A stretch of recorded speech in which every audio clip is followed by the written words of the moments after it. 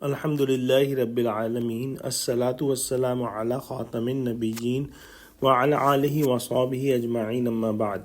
Fa'udhu billahi minash shaitanir rajim. Bismillahir rahmanir rahim. Qala Allah ta'ala fi surati Hud. بقية الله خير لكم إن كنتم مؤمنين وما أنا عليكم بحفيظ. Translation: That gains which Allah leaves with you to retain are better for you, if indeed you believe, and I am not a warden over you.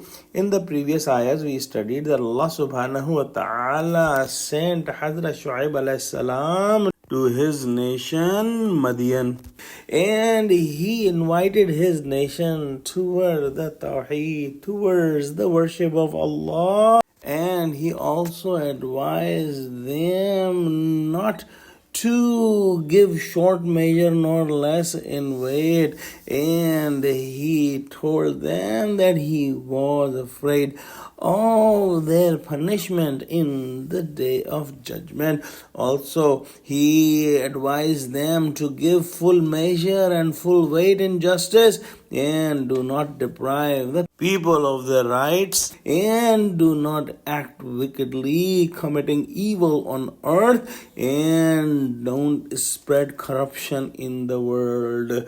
In today's ayah, he advised them that the gains that you get with the legal and honest trade is good for you. Whatever profit you make without confiscating the rights of anyone is much better, even if it is less in amount than the gain you can make by cheating.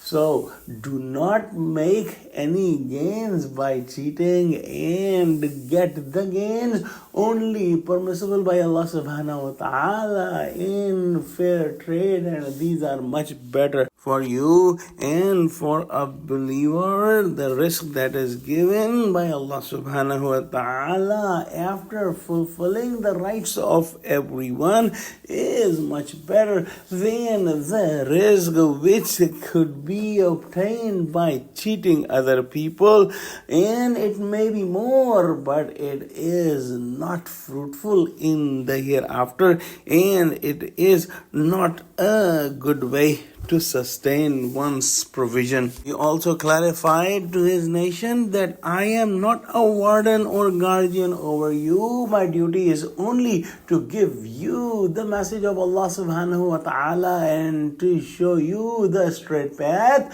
It is up to you to follow or not to follow the straight path. I cannot force you towards the straight path, and this is not my job.